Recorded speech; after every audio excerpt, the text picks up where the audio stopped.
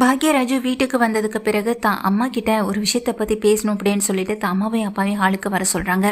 அப்போ தான் எங்கள் ரெண்டு பேருமே வந்து உட்கார, என்ன பாக்யராஜு என்ன விஷயமா பேசணும்னு சொல்ல, நம்ம வீட்டுக்கு ஒரு வேலைக்கார அம்மாவை நான் கொண்டு வந்து இருக்கலாம் அப்படின்னு சொல்லிட்டு முடிவு பண்ணிட்டேன்னு சொல்ல, என்ன திடுதிப்புன்னு, ஏன் மலருக்கு என்னாச்சு, மலருக்கு ஏதாவது உடம்பு சரியில்லைன்னு, அவன் நல்லா தானே இருக்கா, வீட்டில் எல்லா வேலையும் இழுத்து போட்டு நல்லா தானே பார்த்துக்கிட்டு இருக்கான், அவள் இந்த வீட்டில் வேலை பார்த்துட்டு இருக்கும்போது தேவையில்லாமல் வேலைக்கார ஒரு அம்மாவை கொண்டு வந்து அவங்களுக்கு வேறு சம்பளம் கொடுத்து தனியாக பார்த்துக்கணுமா, அதுவும் அவங்க எப்படி சமைப்பாங்களோ என்னத்தை சமைப்பாங்களோ, மலரு தான் எல்லாருக்கும் வேண்டப்பட்டதா கரெக்டாக சமைக்கக்கூடியவ, அவளே இந்த வீட்டில் சமைச்சிட்டு போகட்டும், இப்போ என்னாச்சுன்னு நீ இப்போ புதுசாக வேலைக்காரியை கொண்டு வீட்டில் கொண்டாந்து வைக்கலான்னு சொல்லிட்டு இருக்கேன், பொண்டாட்டி ஏதாச்சும் சொன்னாலா அப்படின்னு ராஜலட்சுமி கேட்க, அம்மா அதெல்லாம் ஒன்றும் இல்லைம்மா, எனக்கு தாம்மா தோணுச்சு, மலர் மட்டுமே இப்படி வீட்டில் இருக்க எல்லாருக்காகவும் தனியாக இருந்து வேலை பார்க்குறது ரொம்ப கஷ்டம் இல்லம்மான்னு சொல்ல, நினச்சேன்டா, நான் அப்போவே நினச்சேன், இந்த வீட்டுக்கு வந்திருக்காளே புதுசாக ஒருத்தி, அவள் கொஞ்ச நாள் மலர கெடுத்தான், வீட்டுக்கு ரிலேட்டிவ்னு கொஞ்ச நாள் வந்து தங்கியிருந்தாங்களே அந்த கோமதி அம்மான்னு, அவங்களும் இந்த மலரை கெடுத்துட்டு போயிட்டாங்க, ஏன்னா அவங்க சொல்லி தான் வீட்டுக்கு வேலைக்கார யாராவது வேலை செய்கிறவங்கள கொண்டு வந்து வைக்கலான்னு நினச்சிட்டு இருக்கியா, அதெல்லாம் ஒன்றும் வேண்டாம், அவங்களுக்குன்னு தெண்டமேனு சம்பளமும் போகும் அப்படின்னு ராஜலட்சுமி சொல்ல, இங்கே உடனே அழகுமதி சொல்கிறாங்க, அவர் கரெக்டாக தானே சொல்கிறாரு, தனியாளாக ஒத்தையாக நின்று எத்தனை பேருக்கு நின்று கிச்சன்லேயே சமைக்க முடியும், வீட்டு வேலை பார்க்குறதுலேருந்து ஒரு நாள் முழுக்க கஷ்டப்பட்டு உழைக்கிறாங்க, சொல்லப்போனால் இந்த வீட்டில் இருக்க மற்றவங்க எல்லாரையும் விட அதிகமாக உழைக்கிறதே இவங்க மட்டும்தான், அவங்களுக்கும் ரெஸ்ட்டு தேவையில்ல, இப்போ மட்டும் நீங்களும் அதே தானே சொல்லிட்டு இருக்கீங்க அப்படின்னு சொல்ல, நான் என்ன சொன்னேன் அப்படின்னு ராஜலட்சுமி கோவத்தோட அழகுமதியை கேட்க, இல்லை ஏற்கனவே நான் இந்த அளவுக்கு உழைச்சிட்டேன், இது மேலும் உழைக்க முடியாது, கை கால் வலிக்குது, மூட்டு தேஞ்சு போச்சுன்னு எவ்வளோ உடல்நல பிரச்சனைகளை சொல்லி இருக்கீங்க, உங்க வயசுலாம் இந்நேரம் எழுந்து ஓடலாம், அந்த அளவுக்கு தான் இருக்கும் உங்கள் வயசு, ஆனால் இன்னும் வயசான மாதிரி தான் நீங்கள் இந்த வீட்டில் பேசிக்கிட்டு இருக்கவும் சரிங்க, சொல்லப்போனால் அப்போ இருந்ததை விட இப்போ இருக்க ஆட்கள் தான் அதிகம், நீங்கள் அப்போ இருந்து சமைச்சதை விட மலரக்கா இப்போ எல்லாருக்காகவும் சமைச்சு கஷ்டப்பட்டுட்டு இருக்காங்க, அவங்க ஆசையாக சமைச்சு கொடுத்தாலும் அதனால் வர வழிகள் எல்லாம் அவங்களுக்கு தானே, தினமும் நைட்டு கால்வெளி இல்லாமல் அவங்க ஒரு நாளும் தூங்கினதில்லை, ஒரு நாள் கூட அவங்களுக்கு இந்த வீட்டில் ரெஸ்ட்டும் இருந்ததில்லை, அப்படி பார்த்தா அவங்களுக்கு இதை விட இங்கே ராகவி காலத்துக்கு இன்னும் அவங்க உடம்பு வந்து எந்த நிலைமைக்கு கஷ்டப்படும், கொஞ்சம் யோசிச்சு பார்க்கலாம்னு சொல்லிட்டு அழகுமதி கேட்குறாங்க, எல்லாம் எங்களுக்கு தெரியும், புதுசாக வந்த உனக்கு தான் எல்லாம் தெரியுன்ற மாதிரி பேசாது, இப்போ தானே தெரியுதுடா பாக்கியராஜு, உன் பொண்டாட்டி சொல்லி கொடுத்து நீ பேசுறியோ இல்லையோ, ஆனால் இவ சொல்லி கொடுத்து நீ நல்லாவே பேசிக்கிட்டு இருக்க, என்னடா என்ன இதெல்லாம் அப்படின்னு அங்கே சொல்லும்போது, அம்மா தப்பாக பேசாதீங்கம்மா, அழகுமதி அப்படிலாம் என்கிட்ட எதையும் சொல்லலைன்னு சொல்ல, பின்ன இத்தனை வருஷம் இல்லாத பழக்கம் இப்போ மட்டும் என்னடா புதுசான்னு ராஜலட்சுமி கேட்க, அம்மா இது பழக்கம்லாம் இல்லைம்மா அப்படின்னு சொல்லும்போது, வேற என்னத்தடா சொல்கிறது, ஏன் அழகு மலரு, ஏ மலரு உனக்கு இந்த வீட்டில் சமைக்க பிடிக்கலையா என்னன்னு சொல்ல, அப்படிலாம் ஒன்றும் இல்லைங்க அப்படின்னு சொல்லும்போது, அவளே இந்த விஷயத்தில் வாயை திறக்காமல் நின்றுட்டுருக்கான், உங்களுக்கெல்லாம் என்னடா இந்த விஷயத்தை பற்றி இதுக்கப்புறம் பேசாமல் எல்லாரும் அவங்கவுங்க வேலையை மட்டும் பாருங்கள், ஏ மலரு போய் ஒரு நல்ல மோரை கலக்கி எடுத்துகிட்டு வா அப்படின்னு சொல்லிட்டு இருக்கும்போதே எங்கள் வீட்டுக்கு மலருடைய அம்மா வராங்க, மலர் அம்மாவும் அவங்க தம்பி வரதை பார்த்தது, இவங்க எதுக்கு இந்த நேரத்தில் நம்ம வீட்டுக்கு வராங்கன்னு இங்கே மலரை பார்த்து கேட்க தெரியல அப்படின்னு சொல்கிறாங்க, உள்ளே வந்து அவங்க ரெண்டு பேரும் வணக்கம் சொல்ல, ஆனால் அதுக்கு பதிலுக்கு மரியாதை ரெண்டு பேருமே கொடுக்காம உட்காந்துருக்காங்க, வாங்கத்த வா கார்த்தி அப்படின்னு சொல்ல, இல்லை நான் ஒரு முக்கியமான விஷயமா தான் வந்தோன்னு சொல்ல, என்ன விஷயம்னு சொல்லி கேட்குறாங்க,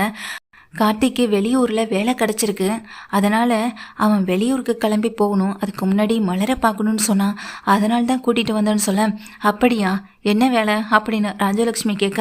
கம்ப்யூட்டரில் தான் ஐடி கம்பெனியில் வேலை கிடச்சிருக்குன்னு சொல்லும்போது, இதை கேட்ட உடனே மலரு காட்டி அப்படின்னு ஓடி போய் கண்கலங்கி அவனை கட்டிப்பிடிக்க, அக்கா நான் ஊருக்கு கிளம்புறேன், அம்மா மட்டும்தான் இங்கே இருக்காங்க, அம்மாவை நீ அடிக்கடி போய் பார்த்துப்பீலக்கான்னு சொல்லி கேட்க, மலர் இப்படி அடிக்கடி போய் பார்த்துக்கிட்டா இங்கே வீட்டு வேலையெல்லாம் யார் பார்க்குறது அப்படின்னு யோசிக்கிறேன், உடனே ராஜலட்சுமி சொல்கிறாங்க, டே பாக்கியராஜு கொஞ்ச நேரத்துக்கு முன்னாடி வீட்டுக்கு ஆள் தேவை, வீட்டில் யாராவது ஒருத்தவங்களை வேலைக்கு வைக்கணும்னு சொல்லிட்டு இருந்தீங்களே, இப்போ தான் எனக்கு ஒரு விஷயம் தோணுது, இந்த அம்மாவுடைய பையனும் இங்கே அம்மாவை தனியாக விட்டுட்டு வெளியூருக்கு வேலைக்கு போக வராரு, இந்த அம்மா எப்படி தனியாக இருக்க முடியும், மலரும் போய் அடிக்கடி பார்த்துக்க முடியாது, பேசாமல் ஒன்று பண்ணலாம், தேவைப்பட்டா இவங்களே இந்த வீட்டில் வேலையை பார்த்துக்கிட்டு நம்ம வீட்டில் சப்போர்ட்டாக இருந்துட்டு போகட்டுமேன்னு சொல்ல, இதை கேட்ட இங்கே உடனே மலருக்கு கோவம் வந்துடுது, கோவப்பட்ட மலரு,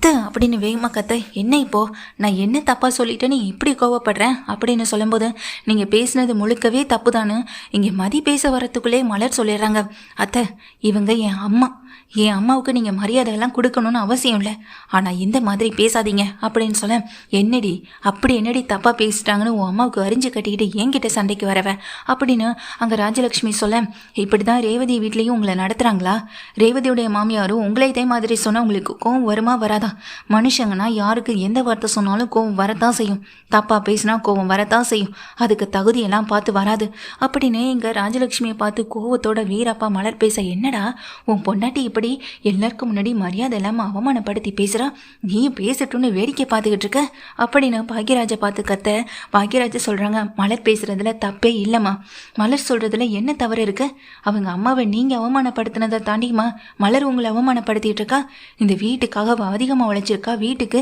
ஒரு வேலைக்காரமாக வைக்கணும்னு தானே சொன்னேன், ஆனால் அது எதையுமே வேண்டாம், இலவசமாக இவங்க அம்மாவே வந்து வேலை பார்க்கட்டும்னு சொல்கிறீங்க, கொஞ்சம் கூட மனசாட்சி இல்லாமல் அப்படின்னு சொல்லும்போது அதை கேட்டுட்டு கார்த்தியுமே கோவப்படுறாங்க. மாமா, இந்த வீட்டில் மரியாதை கிடைக்காதுன்னு தெரிஞ்சோம் நானும் எங்கள் அம்மாவும் இந்த வீட்டு வாசப்படி ஏறி வந்தோம்ல, அதுதான் நாங்கள் செஞ்ச தப்பு. எங்கள் அக்கா இந்த வீட்டுக்கு கல்யாணம் பண்ணிட்டு வாக்கப்பட்டு வந்துட்டாளேன்றதுக்காக தான் நானும் எங்கள் அம்மாவும் எவ்வளவு அவமானப்பட்டாலும் திரும்ப திரும்ப அவளை பார்க்கறதுக்காக வரோம் அப்படின்னு கார்த்தியும் சொல்ல, உன்னை யார் இங்கே வர சொன்னது? நீயா இங்கே வரலன்னு யார் எழுதா? இந்த வீட்டுக்கெல்லாம் நீங்கள் வரணும்னு அவசியமே இல்லை அப்படின்னு சொல்ல, அப்புறம் எதுக்கு எங்கள் அம்மாவை இந்த வீட்டில் வேலைக்காரியாக வச்சுக்கலான்னு சொன்னீங்க?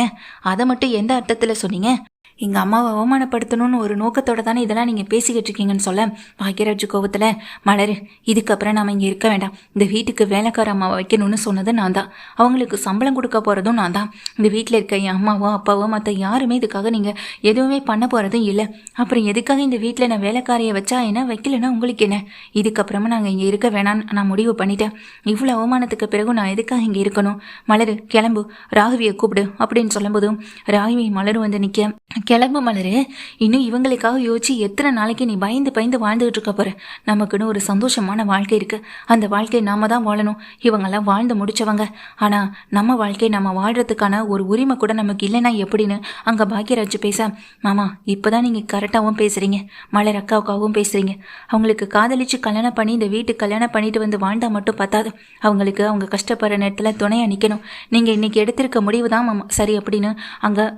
அழகு மதியும் சொல்றாங்க. அதை கேட்ட உடனே என்ன என்ன ஆள் அழைக்க என்ன அவமானப்படுத்துறீங்களான்னு சொல்ல, உங்களை அவமானப்படுத்தி எங்களுக்கு என்னத்தான் ஆக போகுதுன்னு அங்க மலரும் சொல்ல, இத்தனை வருஷமா நான் எல்லா விஷயத்துக்கும் பொறுத்து போனேன், என்னை அவமானப்படுத்தினா நான் பொறுத்து போவேன், ஆனா எனக்கு முன்னாடி என் அம்மாவை என் தம்பி அவமானப்படுத்தினா என்னால் அதை பொறுத்துக்கிட்டு அமைதியா இருக்க முடியாது அப்படின்னு சொல்ல, உனக்கெல்லாம் திமிரு வச்சு அலைதடி அப்படின்னு அங்க ராஜலட்சுமி சொல்கிறாங்க. ராகவனும் ராஜலட்சுமியை கொஞ்சம் அமைதியாரு, இவங்க இந்த வீட்டை விட்டு வெளியே கிளம்பி போயிட்டாங்கன்னா நமக்கு தான் கடைசியில் அவமானம், நாம் எந்த அவமானம் நமக்கு வரக்கூடாதுன்னு நினச்சி மலரை இந்த வீட்டுக்குள்ளே சேர்த்துக்கிட்டோமோ அதே அவமானம் இப்போ நமக்கு தேடி வரணுமா, கொஞ்சம் பொறுமையாயிருன்னு சொல்கிறாங்க ராகவனும். இங்கே பாருப்பா,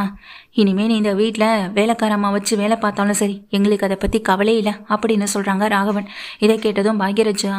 அவங்க அப்பாவை பார்க்க, அதுக்கு அங்கே ராஜலட்சுமியும், என்னங்க நீங்கள் அப்படின்னு ராகவனை பார்க்க, கொஞ்சம் அமைதியாரு ராஜலட்சுமி அப்படின்னு சொல்ல, யாரும் இந்த வீட்டை விட்டெல்லாம் ஒன்று போக வேண்டாம், எல்லாரும் இதே வீட்டில் இருக்கலாம், இனி இந்த வீட்டில் இந்த மாதிரியான பிரச்சனை இனி எப்போதும் வராது. டேய் பாக்யராஜ், இந்த வீட்டுக்கு வேலைக்காரி தானே அழைச்சிட்டு வரணும், நீ போய் எந்த வேலைக்கார அம்மாவை வேணாலும் இந்த வீட்டுக்கு கூட்டிகிட்டு வந்து வேலை பார்க்க வை, அதை பற்றி நாங்கள் யாரும் எந்த கேள்வியும் கேட்க மாட்டோம், இனிமே இந்த அழகு மலர்கிட்ட நாங்கள் எந்த வேலையும் சொல்லவும் மாட்டோம், போதுமா அப்படின்னு அங்கே ராகவன் சொல்ல, வா ராஜலட்சுமின்னு ராகவன் ராஜலட்சுமியை கூட்டிகிட்டு உள்ளே போய்ட்றாங்க. அதுக்கு பிற்பாடு இங்கே நிற்கிற மாதிரி, அக்கா நம்ம என்றைக்குமே நமக்காக பேசினா மட்டும்தான் நமக்கான ஒரு விடுதலை கிடைக்கவும் செய்யும், நீங்கள் இத்தனை வருஷமாக அமைதியாக இருந்தது ரொம்ப பெரிய தப்பு, இன்னைக்காச்சும் நீங்கள் பேசுனீங்கள அதுவே சந்தோஷம்தான்னு சொல்லிட்டு இங்கே மலர்கிட்ட பார்க்குறாங்க. என்னங்க நீங்கள் பாக்யராஜை பார்க்க, ஆமாம் இதுக்கப்புறமும் நான் பொறுத்து போகணுமா, தினமும் நீ ஒவ்வொரு நாளும் நைட்டு நீ அழுகிறது, நீ வலியை அனுபவிக்கிறது, இதெல்லாம் பார்க்கும்போது எனக்கு எவ்வளோ கஷ்டமாக இருக்குது தெரியுமா, இனிமேல் கூட ஒத்தாசைக்கு ஒரு ஆள் இருந்தால் உனக்கு வேலை ஈஸியாக முடிஞ்சிடும்ல அப்படின்னு அங்கே அழகு மலர்கிட்ட பாக்யராஜ் சொல்லிட்டு இருக்காங்க. அப்போ நாங்கள் வர மாப்பிள்ளைன்னு சொல்லிட்டு வீட்டிலேருந்து கிளம்புறாங்க அவங்க அம்மாவும் கார்த்தியும். கார்த்தி, நீ கவலைப்படாமல் போ, அம்மாவை நான் பார்த்துக்கிறேன்னு சொல்ல, இல்லைக்கா இவ்வளோ அவமானம் நடந்ததுக்கு பிறகும் அம்மாவை நான் தனியாக விட்டுட்டு போக விரும்பலை, வெளியூர் தானே ஒன்றும் பிரச்சனை இல்லை, நான் அம்மாவை கூட்டிகிட்டு போகிறேன், எனக்கும் அம்மாவுக்கும் எப்போ உன்னை பார்க்கணுன்னு தோணுதோ அப்போ வந்து பார்த்துக்குறோம், நீ கவலைப்படாதக்கா அப்படின்னு சொல்லிட்டு கார்த்தி அம்மாவை கூட்டிகிட்டு கிளம்புறாங்க. மலர் வந்துட்டு முதல் முறையாக அங்கே ராஜலக்ஷ்மி எதிர்த்து பேசினதை நினச்சி கொஞ்சம் வருத்தத்தோடு இருக்காங்க. நான் ராஜலக்ஷ்மி மலருக்குள்ளே இவ்வளோ கோவம்லாம் இருக்குன்னு நான் நினச்சி கூட பார்க்கலைங்கன்னு சொல்ல ரூம்குள்ளே போன ராஜலக்ஷ்மிக்கு ராகவன் பல்லான்னு ஒரு அறையை விடுறாரு. ஏங்க இப்போ எதுக்குங்க என்னை அடிக்கிறீங்கன்னு சொல்ல நானும் பொறுத்துப்போ அமைதியாயிருன்னு சொல்லிகிட்டே இருக்கேன். என் பேச்சுக்கு நீ காதில் வாங்காமல் வீட்டில் எதிர்த்து பேசிக்கிட்டு இருக்க. எந்த அவமானம் நம்மளை தேடி வரக்கூடாதுன்னு நான் நினச்சிட்டு இருக்கணும். அந்த அவமானத்தை கொண்டு வந்து சேர்த்தலான்னு முடிவு பண்ணிட்டியா? அந்த அழகு மலை இந்த வீட்டில் இருக்க எல்லாருக்காகவும் வேலை பார்த்துட்டு இருக்கு. என்னமோ அந்த வேலைக்காரிக்கு சம்பளம் கொடுக்க போற மாதிரி வேண்டான்னு சொன்னா என்ன அர்த்தம்? ஏதோ அவன் இஷ்டத்துக்கு பண்ணிட்டு போறான், விடு. இதுக்கப்புறம் இந்த வீட்டில் இந்த பிரச்சனையை பத்தி நீ யாரும் பேசக்கூடாது அப்படின்னு அங்க ராகவன் ராஜலட்சுமிக்கு விட்ட அறையில ரொம்ப ஒரு அவமானத்தோடையும் மனக்கவலையோடையும் ராஜலட்சுமி நிற்க ராகவன் போய் படுத்து தூங்க ஆரம்பிச்சிடறாரு. ராஜலட்சுமி கணத்துல கை வச்ச மாதிரி அழுதுகிட்டே நிற்கிறாங்க. இங்கே மதியோ இப்போ மலரக்கா பேசினாங்களே நினச்சி கொஞ்சம் சந்தோஷத்துலேயும் இருக்காங்க.